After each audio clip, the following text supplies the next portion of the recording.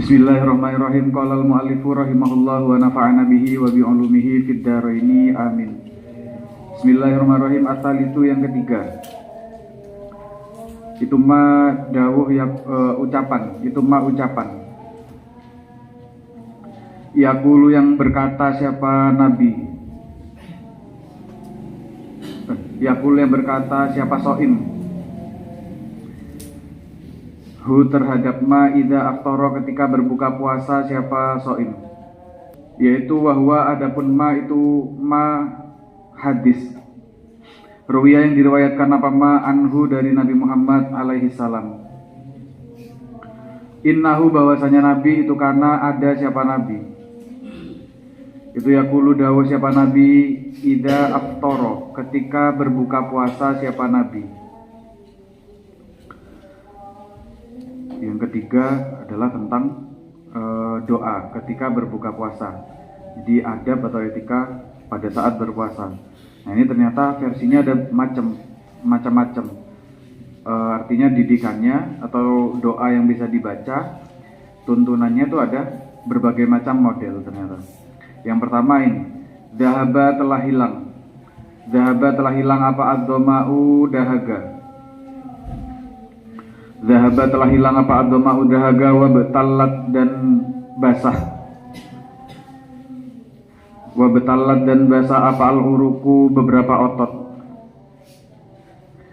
Wa sabata dan telah tetap apa al-ajru pahala. Insya'a jika menghendaki siapa Allah. Itu yang pertama. Jadi versi pertama doa yang bisa diucapkan dhahabat dhama wa betalatil uruk wa tabatal ajru insyaallah. Kemudian doa kedua waruya dan diriwayatkan aidon. Apa annahu bahwasanya Nabi Muhammad itu kana ada siapa Nabi? Itu yaqulu dawuh siapa Nabi. Doa kedua Allahumma ya Allah. Laka bagi engkau atau kepada engkau atau untuk engkau. Sumtu berpuasa saya. Wa ala rizkika dan atas rizki engkau. Aftartu berbuka saya.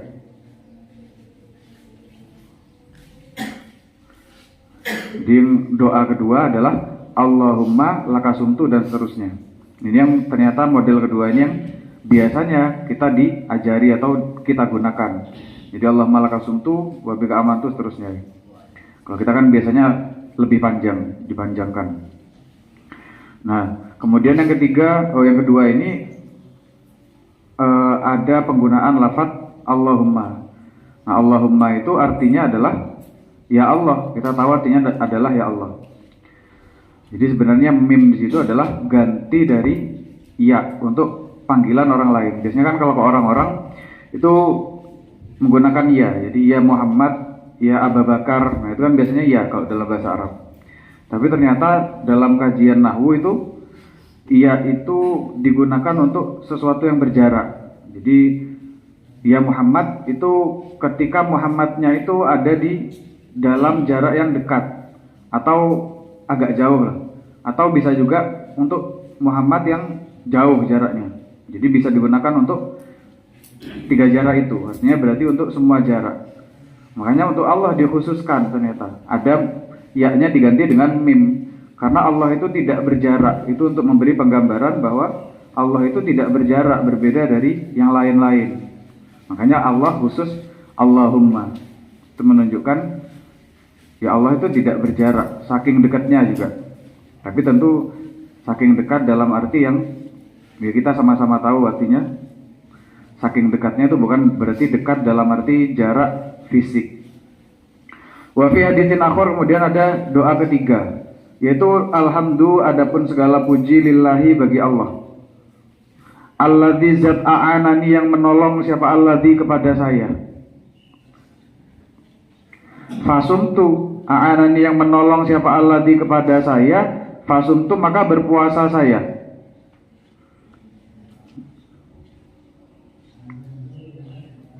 Warazaqani dan memberi rezeki siapa alladzi kepada saya. Fa'aftartu maka berbuka puasa siapa saya. Kalau yang ketiga ini bentuk pujian, jelas bentuk pujian dan bentuk pengakuan diri bahwa puasanya itu juga ya bi'anatillah, karena pertolongan dari Allah akhirnya bisa berpuasa. Karena Allah memberikan hidayah, memberikan taufik, bantuan, akhirnya bisa memaksa nafsu kita untuk ikut berpuasa. Kemudian ada pengakuan juga ketika berbuka, yaitu yang digunakan untuk berbuka adalah juga rezeki dari Allah. Jadi 3 doa ini adalah doa yang bisa atau dituntunkan oleh Nabi untuk dibaca ketika berbuka puasa. Nah, Imam Nawawi dalam menanggapi doa-doa yang berbagai macam variasi seperti ini, beliau menganjurkan supaya bisa satu versi terbaik adalah diterapkan semua. Jadi kalau memang kuat, mampu, sanggup, semua dibaca. Jadi ketika buka puasa, dhahabat dhoma wabtalatil uruk dan seterusnya, Allahumma lakasuntu, alhamdulillah dan seterusnya. Tapi kalau misalkan tidak bisa, seenggaknya bisa tiap hari gantian. Jadi hari pertama dhahabat dhoma, hari kedua Allahumma lakasuntu, hari ketiga alhamdulillah dan seterusnya. Itu untuk supaya pernah merasakan semua tuntunan yang diajarkan oleh Nabi. Jadi kalau bisa, misalkan hari pertama sampai kelima kemarin Allahumma lakasuntu, nah coba nanti ditambahi dhahabat dhoma wabtalatil uruk wa thabatal ajru insyaallah. Itu supaya bisa atau pernah mengincip semua tuntunan ajaran. Kemarin juga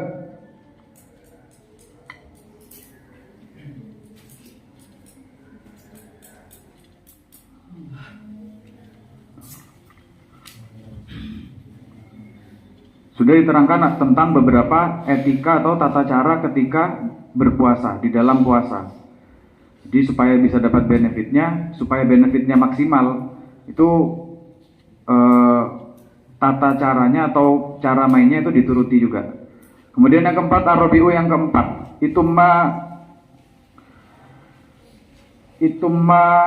perkara yuftiru yang berbuka puasa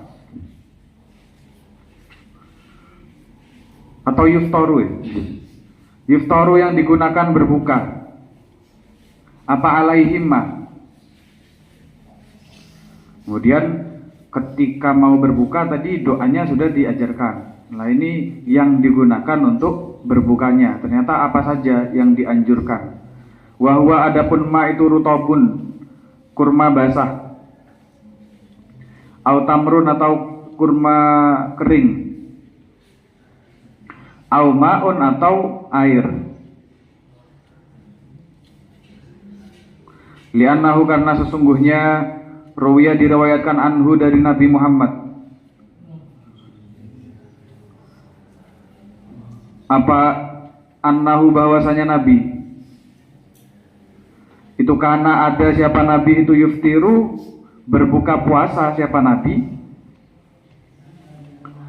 qablaan yusolliya sebelum sholat siapa Nabi, tentu sholat maghrib maksudnya. Nah, ini berarti sangat menunjukkan bahwa berbuka puasa itu sangat dianjurkan untuk disegerakan. Bahkan Nabi mencontohkan sebelum mulai salat maghrib, ini Nabi Muhammad, padahal Nabi Muhammad manusia terbaik, tapi juga masih tetap takjilul fitri, mendahulukan atau mensegerakan berbuka dulu sebelum salat maghrib. Ala rutobatin dengan kurma basah. Fa'ilam yakun maka jika tidak ada apa rutobat, fatamarotin maka dengan kurma kering.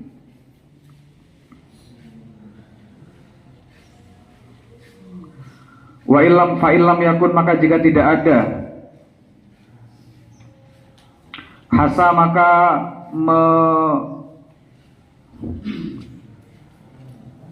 meneguk, hasa maka meneguk siapa Nabi, hasawatin beberapa tegukan, min ma'in dari air. Berarti dari dawuhnya Nabi tersebut seenggaknya bisa dipahami beberapa poin. Yang pertama adalah takjilul fitri itu tetap didahulukan, diutamakan, mendahulukan berbuka puasa. Sehingga yang sekelas Nabi Muhammad, khairul anbiya, manusia terbaik, itu juga mencontohkannya tetap berbuka puasa dulu. Meskipun toh dengan hanya sekedar tadi, rutobat, tamarot, dan seterusnya. Artinya tetap mendahulukan berbuka, itu tetap harus didahulukan. Dianjurkan, sangat dianjurkan. Kemudian poin kedua, ada beberapa menu yang dicontohkan oleh Nabi. Sehingga yang pertama adalah rutobat atau kurma basah. Kemudian kalau itu tidak ada, maka sunnahnya yang kedua bisa diganti dengan tamarot atau kurma kering. Kalau masih tidak ada juga, barangkali bukan daerahnya, seperti Indonesia kan bukan daerah kurma, maka bisa menggunakan hasawatin min ma'in, menggunakan air putih dulu malahan. Jadi bukan menggunakan minuman manis, jadi bukan berbuka dengan yang manis, tapi sunnahnya malah menggunakan air putih. Itu lebih baik, lebih afdol daripada malah menggunakan manisan-manisan. Jadi meskipun toh pengen manisan, seenggaknya air putih dulu meskipun satu teguk kalau nggak ada kurma. Itu lebih baik ternyata, lebih sunnah. Nah itu wa madzukir minat tatlis yang disebutkan dari ketiganya, wa tartib, dan urutan-urutannya itu likamali sunnah, menunjukkan kesempurnaan sunnah. Jadi meskipun lebih baik itu menggunakan 3 masing-masing. Jadi kurma 3 dan tegukan juga 3. Tapi kalau enggak ya juga tidak masalah. Yang penting 3 menu itu adalah menu yang disunahkan, dituntun oleh Nabi. Waqala dan dawuh. Waqala dan dawuh siapa Nabi Muhammad alaihi salam. Idza aftara, ketika berbuka puasa, siapa ahadukum, salah seorang kalian.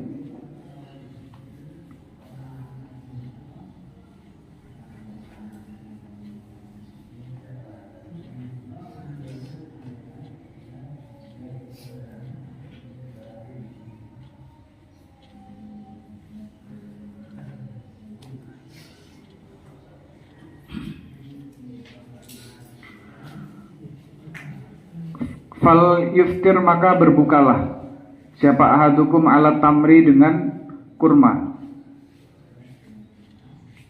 Fa ilam yajid, maka jika tidak menemukan siapa ahadukum,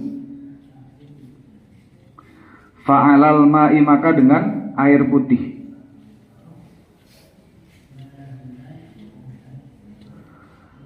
Fa innal ma'a, karena sesungguhnya air itu tahurun, suci, mensucikan. Nah di sini dikatakan kenapa pertama kali itu mending menggunakan rutop dan seterusnya tadi. Didauhkan fa inna sauma yukhallil ma'idah, karena ketika berpuasa seperti kemarin sudah disebutkan, itu terjadi pengosongan lambung. Minal goda, dari sisa-sisa dari makanan-makanan yang sebelumnya ada. Ketika tidak puasa kita tahu belum sempat kosong, lambungnya diisi lagi. Nah ketika puasa itu yukhalla, dikosongkan lambungnya, sehingga hati itu atau liver tidak menemukan sesuatu untuk diproses, untuk dicerna. Maka dalam kondisi seperti itu, al-hulwu asra'u syai'an wusulan ilal kabid, yang paling cepat sampai ke hati untuk supaya segera dicerna itu adalah sesuatu yang sifatnya manis-manis. Wa ahabbuhu ilaiha siyamar rutop, yang paling cepat, paling top kelasnya adalah rutop itu tadi. Fayastaddu qabuluha, maka ketika menggunakan rutop atau kurma tadi, atau seenggaknya seurutan-urutan tadi, ketika menggunakan rutop di sini, fayastaddu qabuluha lil kabid, hati itu lebih menerima karena sifatnya manis.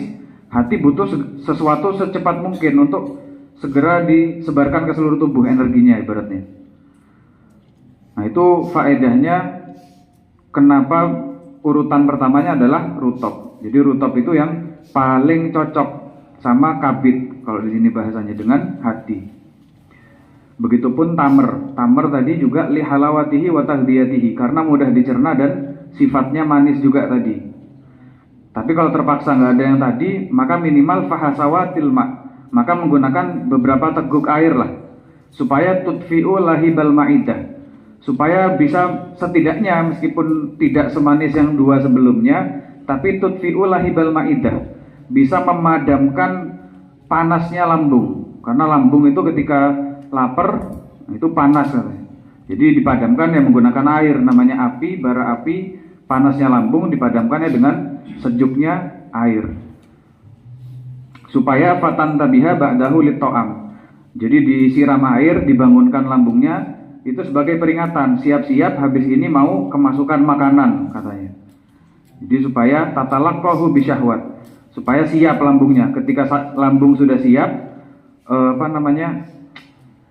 tubuh juga akhirnya nafsu makannya kembali. Kan kadang ada istilah waktu laparnya sudah lewat. Nah itu kadang ada yang seperti itu. Jadi supaya kembali itu menggunakan air. Al-khamis, kemudian yang kelima.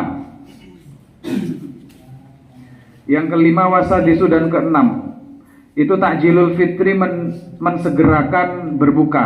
Nah, ini. Jadi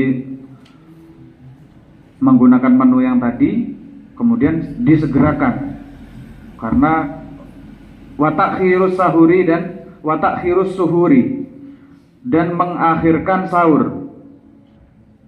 Kalau bahasa kita sahur, mutlak sahur itu adalah ya makan sebelum mulai berpuasa.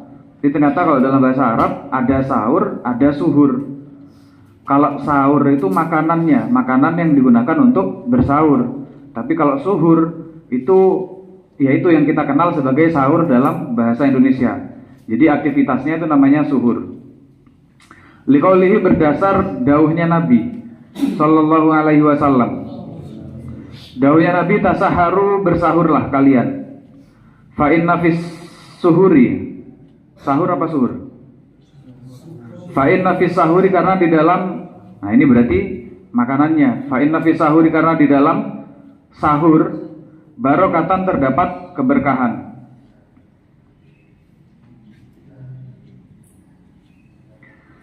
Waqala, dan dawuh siapa Nabi alaihi salam. Nah ini dawuhnya Imam Nawawi terkait apa berkah di dalam sahur. Wa amal barokatul lati fihi fadhahiratun, itu jelas. Li'annahu yukwi ala siyam, menjadi bahan bakar untuk berpuasa. Karena selama berpuasa itu lapar dan haus. Kalau ada bahan bakarnya, seenggaknya pada momen berpuasa, selama durasi puasa tadi, mulai subuh sampai maghrib, itu masih ada tenaga yang bisa digunakan untuk beribadah. Sehingga, nah itu namanya berkah. Karena satu proses atau satu ibadah, satu kesunahan bisa mendorong kepada semangat dalam melakukan ibadah yang lain. Berarti kan ziyadatul khair, ada tambahan kebaikan dengan satu kesunahan yang dilakukan. Berbeda ketika tidak sahur, terutama bagi orang yang tidak terbiasa tidak sahur. Nah itu biasanya lemas sekali, karena lemas malas ngapa-ngapain. Jadi mau sholat itu malas sekali. Bahkan sekedar bangun dari tempat tidur malas. Itu karena misalkan tidak sahur. Sehingga lah itu tadi, dalam sahur terdapat keberkahan. Karena bisa menjadi wasilah penyemangat dalam beribadah yang lain. Apalagi waktu duhur itu puncak-puncaknya siksaan puasa dalam tanda kutip. Termasuk juga dikatakan berkahnya, dikatakan sahur itu ada berkahnya adalah li'annahu yatadammanul istiqot wa dzikra wa du'a. Karena ketika sahur otomatis kita bangun sebelum subuh. Dan otomatis kita berhenti makan itu sebelum subuh. Berarti ada jeda dari sahur sampai waktu subuh. Karena ada jeda ini, seharusnya kalau orang berpuasa pengen memaksimalkan. Berarti akhirnya jeda waktu ini yang biasanya di hari tidak Ramadan tidak bangun, di hari tidak siam, tidak berpuasa, tidak bangun, jadi punya satu waktu yang bangun di sebelum subuh, yang itu dimanfaatkan untuk beribadah, entah itu ngaji atau qiyamul lail dan seterusnya. Jadi lagi-lagi beranak pinak. Awalnya sahur niatnya, tapi karena ada berkah di dalamnya, jadi beranak ke ibadah yang lain. Termasuk ketika sahur itu biasanya jedanya dekat dengan waktu subuh. Akhirnya nanggung mau istirahat. Karena nanggung akhirnya ditunggu sampai subuh. Akhirnya subuhnya di awal waktu. Di awal waktu juga akhirnya sangat baik. Karena masih panjang waktu subuhnya, akhirnya sekalian sholat qobliyah subuh. Nah itu berbonus lagi. Makanya di dalam sahur terdapat keberkahan.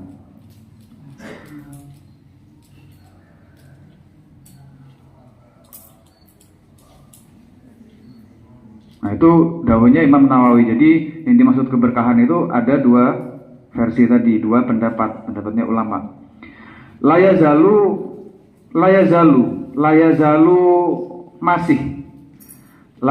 masih siapa annasu manusia itu bi khairin, baik-baik saja. Ma'ajjalu selama bersegera siapa nas al-fitro dalam berbuka puasa. Nah, dalam lain hadis bahkan dikatakan manusia itu baik-baik saja selama masih bersegera dalam berbuka puasa. Mengapa demikian? Karena berbuka puasa itu adalah sesuatu yang disunnahkan oleh Nabi, sesuatu yang disunnahkan. Artinya bahasa lembutnya adalah manusia itu akan baik-baik saja selama masih mau memperhatikan sunnah-sunnah yang sedemikian. Jadi ketika yang takjilul fitri masih diperhatikan betul-betul, berarti ciri umat Islam masih baik-baik saja. Wa qala dan Dawu alaihi salam qala berfirman, siapa Allah Azza wa Jalla. Bahkan dalam sebuah hadis qudsi dikatakan ahabbu ibadi, paling dicintainya hambaku, ilayya kepada saya itu ajaluhum, yang paling bersegeranya ibad. Yang paling bersegeranya ibad fitron dalam berbuka puasa. Itu diperkuat lagi bahkan langsung kepada Malikul Muluk, rajanya para raja. Allah langsung berfirman, langsung memberi pernyataan terang benderang bahwa hamba yang paling dicintai adalah yang malah paling bersegera dalam berbuka puasa. Nah ini kita bahkan sebelum tahu hadis ini juga sudah sesegera mungkin. Jadi kita dengan adanya hadis ini semakin kuat lagi, semakin tenang ketika bersegera berbuka puasa. Itu kan kadang ada yang sampai ketika adzan jam 17.45 itu kurmanya udah dimasukkan di mulut. Jadi supaya begitu Allahu Akbar, itu sudah ketelen kurmanya. Itu ada yang saking takjilul fitri. Tapi juga karena jelas itu laparnya maksimal. Tapi seenggaknya kalau itu ditempelin niat seperti ini, yaitu untuk melakukan sunnahnya Nabi, nah itu semakin baik. Jadi nggak masalah, malah semakin baik. Kadang-kadang ada yang kayak gitu. Atau 15.45 itu sudah sedotan ditempelin, akhirnya sudah disedot separuh. Jadi ketika langsung balapan dia. Jadi supaya begitu Allah itu sudah ditelen, itu semakin takjil berarti. Tapi nggak apa-apa. Nah kemudian ada ulama namanya Al-Muhallab. Imam Al-Muhallab ini dawuh hikmatu takjilil fitri. Jadi di antara hikmah mendahulukan fitri atau berbuka puasa, mensegerakan berbuka puasa, itu supaya menempatkan sesuatu sesuai porsinya. Jadi Allah yuzadu fin nahari minal lail, supaya tidak menambah sesuatu yang seharusnya sudah selesai. Jadi profesional ibaratnya, mendidik umat muslim supaya profesional. Kalau puasa itu sampai 17.46, ya sudah 17.46 ayo berbuka, karena itu waktunya berbuka. Jadi menempatkan sesuatu sesuai dengan tempatnya, profesional dawuhnya Imam Muhallab. Termasuk juga dengan demikian wa aqwalahu alal ibadah, juga bagian dari memperkuat untuk ibadah-ibadah selanjutnya. Itu beberapa hikmah dari mensegerakan berbuka puasa. Waqala dan dawuh siapa alaihi salam, la yazalud dinu, la yazalu masih apa ad-dinu agama Islam itu zahiron nampak atau terang benderang, artinya sama, jelas, masih terang benderang. Ma'ajjala selama mensegerakan. Siapa annasu manusia, al-fitro berbuka puasa. Wah, ini ternyata kenapa penting juga untuk mensegerakan berbuka puasa. Li'annal yahuda, karena sesungguhnya umat Yahudi, wan nasoro dan umat Nasrani itu yuakhiruna, mengakhirkan fitr, mengakhirkan berbuka puasa. Nah, ini dalam hal ini kita bersyukur karena umat Yahudi dan Nasrani ternyata memiliki karakter mengakhirkan berbuka puasa. Padahal kita diperintah untuk khaliful majus, intinya berbeda dari orang-orang yang non muslim. Jadi diperintah untuk berbeda dari umat agama lain. Sehingga karena umat agama lain hobinya mengakhirkan berbuka, maka kita diperintah sebaliknya, yaitu untuk bersegera ketika berbuka. Jadi tambah lagi niatnya melakukan sunnah juga supaya mukhalafah bil yahud wan nasoro, berbeda dari Yahudi dan Nasrani. Tambah lagi niatnya. Jadi afdoliyah atau keutamaannya semakin mantap, semakin matang ketika bersegera dalam berbuka puasa.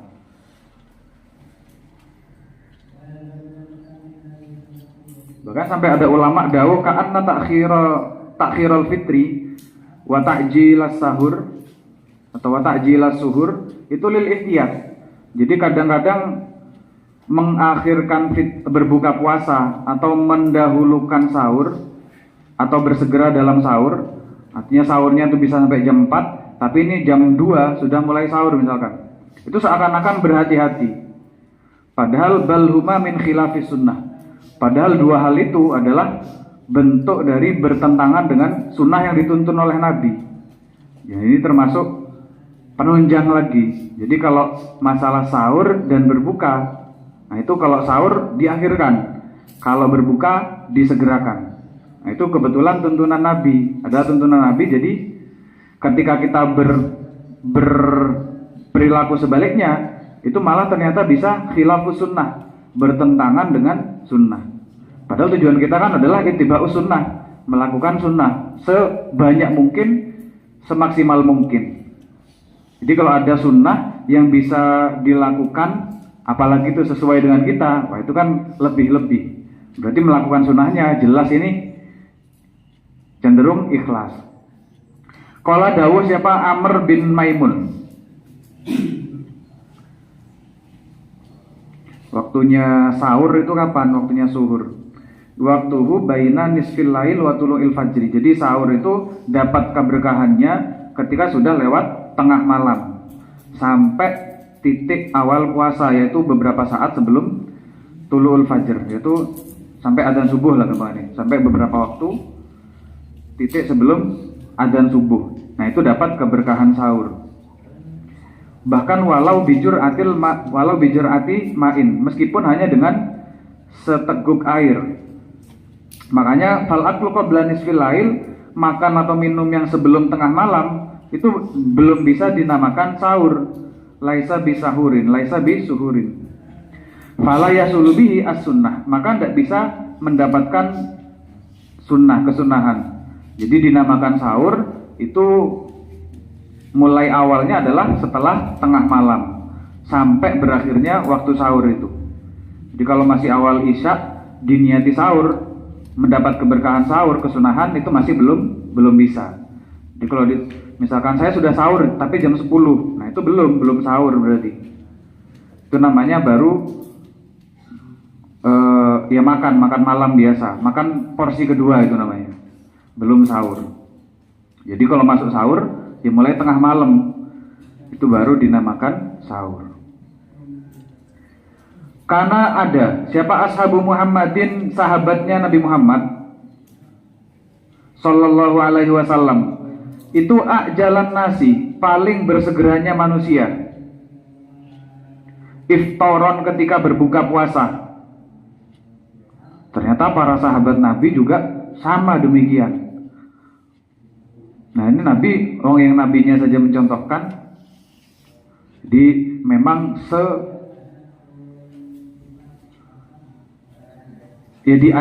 memang dianjurkan untuk berperilaku demikian. Wa abta'ahum, dan paling santainya nas, atau paling santainya nas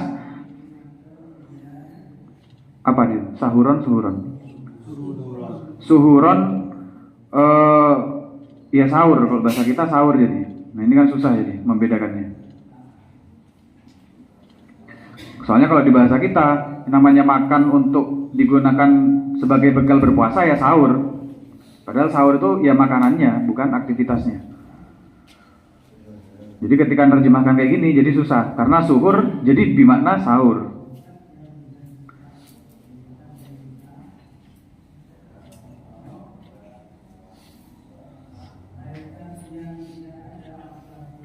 Wa innama akhara, bahwasanya mengakhirkan siapa soim, as-suhura, bersahur, liutaqwa, supaya mendapat kekuatan,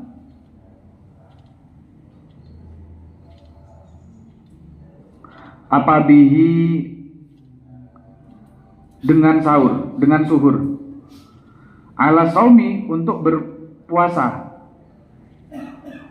Jadi tujuannya takhirus sahur ya, takhirus suhur itu untuk mendapat kekuatan selama berpuasa. Jadi semakin akhir tentu energi yang disimpan akan lebih lama. Jadi kalau sahurnya jam 12 malam misalkan, atau jam 11 malam, misalkan sekali porsi makan itu untuk 12 jam atau 15 jam optimalnya. Kalau dari jam 12 berarti kan hanya sampai jam 3. Tapi kalau dari jam setengah 4 berarti kan ditambah 15, nah itu bisa sampai isya bahkan. Berarti kan selama durasi puasa itu masih kuat dalam beribadah. Tujuannya juga kaila ya jahaduhu, atau kaila apa harkatnya? Kaila yajhidahu, supaya tidak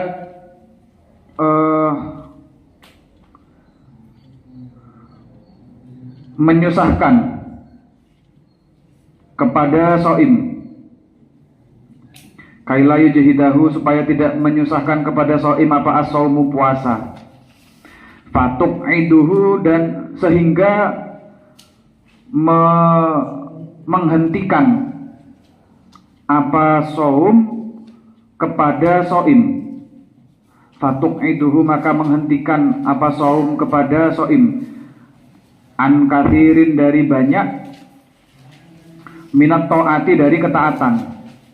Yang jadi masalah ketika lemes di jam-jam puasa, karena sahurnya sok-sokan diawalkan, adalah ya waktu duhur atau waktu asar yang itu masih dalam durasi puasa, jadi lemes. Masalahnya ketika lemes jadi malas untuk beribadah. Artinya ada potensi ketaatan atau ibadah yang terhapuskan gara-gara sok-sokan mau sahur di awal waktu. Padahal sunnahnya juga jelas-jelas di akhir waktu. Waqad kana, dan sungguh ada, baina suhuri Rasulillah, antara sahurnya Rasulullah sallallahu alaihi wasallam, wa baina salatihi, dan antara salatnya Rasul, apa qadru khamsina, sekitar 50. Apa qadru khamsina, sekitar 50, apanya ayatan, ayat. Nah, jedanya antara Nabi, atau bahasa kita imsak lah, waktu imsaknya Nabi itu adalah sekitar 50 ayat. Jadi misalkan azannya 4:15, misal 50 ayat itu 15 menit atau 10 menit, berarti kurang lebih Nabi itu mengakhirkan atau waktu suhurnya Nabi itu adalah jam 4 tadi, 4 sampai 4 lebih 5 menit. Nah itu baru Nabi berhenti makan. Di jeda sekitar 50 ayat. Itu Nabi Muhammad. Jadi tetap diakhirkan. Bukan berarti akhir itu sampai detik-detik sebelum muadzinnya adzan. Tapi di jeda 50 ayat. Itu yang dicontohkan oleh Nabi. Nah, masih dawuhnya Imam Muhallab lagi sama. Kalau tadi tentang takjilul fitri, nah ini tentang kenapa menggunakan bahasa qadru khamsina ayah. Kenapa dikira-kirakan perkiraan waktunya itu menggunakan bahasa 50 ayat, padahal kan bisa menggunakan perkiraan yang lain. Contoh misalkan ya sekitar kurang lebih waktu mandi misalkan, atau di jeda sekitar 5 menit sekalian, atau di jeda sekitar 2 suap, nah seperti itu dan sebagainya. Nah ini ternyata pertama itu adalah kanatil Arab takdirul awqat bil a'mal. Memang budaya Arab itu dalam menggambarkan waktu itu menggunakan aktivitas harian. Jadi menggunakan aktivitas misalkan tadi di jeda 5 suapan, di jeda 10 suapan, atau di jeda bacaan 50 ayat. Nah itu kan juga aktivitas. Berarti ini adalah bagian dari budaya Arab. Yang kedua, kenapa kok khamsina ayat menggunakan 50 ayat? Lah ini adalah isyaratun, kalau ini daunnya Abi Jamroh, isyaratun ila anna awqatahum kanat mustawraqatun bil ibadah. Ini adalah sebuah penggambaran atau sebuah isyarat, sebuah indikasi bahwa yang berbicara ini fokusnya itu selalu kepada yang dibicarakan. Jadi kan orang ketika refleks kepada sesuatu, ya berarti menunjukkan itu kebiasaannya. Jadi kalau refleksnya mengatakan astagfirullah, nah berarti sehari-hari memang sering ngomong astagfirullah. Kalau refleksnya bahasa-bahasa kasar, berarti sehari-hari memang terlatih seperti itu. Lah ini refleksnya atau yang diucapkan adalah khamsina ayah. Jadi ketika menjelaskan yang dibahasakan adalah khamsina ayah, 50 ayat. Berarti itu menunjukkan, mengindikasikan bahwa waktunya mayoritas itu digunakan mustawriqatun, ditenggelamkan bil ibadah, dalam beribadah. Dalam hal ini berarti tilawatil Quran. Coba seandainya qadru sekitar waktu mandinya laki-laki, berarti orang ini kemungkinan adalah orang yang senang mandi. Jadi memang orang itu berbicara sesuai dengan kadarnya atau sesuai dengan kebiasaannya, memang demikian. Kayak misalkan kita contoh paling ekstrimnya, umat muslim dalam memberi suatu contoh itu tidak akan sampai misalkan janjian sama orang, misalkan janjian sama temennya, itu tidak mungkin. Ayo kita janjian makan nanti pas waktu hari Paskah misalkan. Nah itu kan nggak mungkin umat muslim sampai janjian sama orang sesama muslim tapi menggunakan waktu Paskah misalkan. Kapan misalkan? Ayo pas waktunya Paskah kita makan-makan. Nah itu kan terlalu jauh, nggak mungkin, karena itu sesuatu yang jauh di luar kebiasaan seorang muslim. Yang ada mungkin ayo makan-makan kapan? Waktunya berbuka, pas jam berbuka puasa misalkan, atau waktu maghrib, waktu asar. Nah itu kan yang bisa kita gunakan. Dan itu di Indonesia digunakan kapan jalan berangkat ke kantor. Saya biasanya berangkat ke kantor pas waktu duha. Nah itu karena umumnya adalah mayoritas umat muslim, dan itu adalah rutinitas umat muslim. Jadi memang orang berbicara sesuai dengan kebiasaannya. Ba'da subuh. Nah orang non muslim di Indonesia itu juga biasa ngomong, ayo ba'da maghrib kita ketemuan misalkan. Padahal itu ba'da maghrib adalah sesuatu yang jelas melekat dengan umat muslim. Tapi karena mayoritas umat muslim, dan mayoritas umat muslim tentu adalah hal yang biasa membicarakan waktu sholat, karena itu adalah rutinitas kita. Jadi ini menunjukkan rutinitas. Kemudian juga itu adalah at-takdir bil qiraah. Kenapa khamsina ayah? Jadi jeda antara selesainya suhur sampai waktu subuh itu adalah 50 ayat kurang lebih. Nah itu adalah sindiran halus bahwa seharusnya setelah sahur yaitu digunakan untuk tilawatil Quran, digunakan untuk ngaji.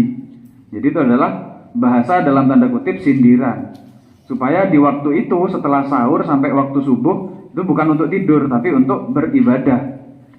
Itu adalah gambaran dari para ulama terkait dawuh ini. Wa innama ajjala, bahwasanya mensegerakan siapa shaim al-fitra, berbuka puasa. Tadi disebutkan kalau berbuka puasa umat Yahudi Nasrani itu takhir, sangat mengakhirkan, bahkan sampai zuhurun najm, sampai bintang-bintang itu bermunculan. Berarti sekitar jam 8-9 malam. Kan biasanya bintang muncul jam segitu, atau jam 7, jam 8 lah. Jadi kalau umat Yahudi Nasrani baru berbuka puasa itu di waktu-waktu tadi. Jadi ketika bintang kelihatan, bagi mereka itu adalah baru waktu berbuka puasa. Nah, makanya kita jangan sampai niru. Kalau kita kan enggak. Pokoknya yang penting sudah kelihatan mega merah, ya itu berarti sudah waktunya berbuka puasa. Enggak harus nunggu bintang kelihatan. Li'anal ju'a, karena sesungguhnya lapar, wal atsya dan atau wal atosya dan dahaga. Itu rubbama terkadang dorro, berbahaya. Bihi, kepada soim. Dorro, berbahaya apa? Al-ju' wal atosh. Bihi, kepada soim. Fala wajha, maka tidak ada sudut pandang lah. Fala wajha, maka tidak ada sudut pandang ila ibtalin nafsi, kepada membahayakan diri. Artinya seharusnya nggak ada jalan untuk mengakhirkan berbuka puasa, karena jelas-jelas mengakhirkan berbuka puasa itu ibtalin nafsi, berbahaya bagi diri kita. Berarti sudut pandangnya dari mana sampai mau mengakhirkan berbuka puasa? Pola pikirnya bagaimana? Nah, itu fala wajha, tidak ada pola pikir lah ibaratnya. Lidzalika, kepada al-ju' wal atas, atau ibtalin nafs, al-ju' wal atas. Ma'anahu, beserta bahwasanya la qurbata, tidak ada atau tidak tergolong takorrub. La qurbata, tidak termasuk takorrub sama sekali fihi, di dalam al-ju' wal atas.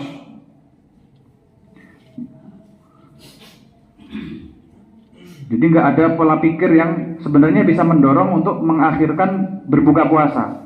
Satu sisi berbahaya bagi dirinya, ibtalin nafs, melemahkan diri. Satu sisi juga tidak bernilai ibadah. Jadi mau dipandang dari sudut pandang apa lagi yang membenarkan mengakhirkan berbuka puasa? Tidak ada. Artinya semua mendorong ke arah untuk segera berbuka puasa.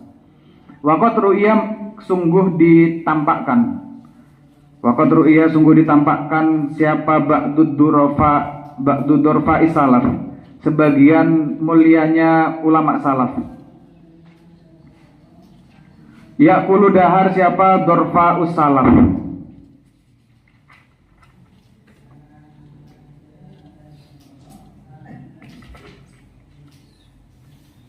Ya'kulu, dahar siapa ba'du durfa isalaf, fisuki, di pasar. Fakila, maka dikatakan, tsumma qala wallahu a'lam bissawab.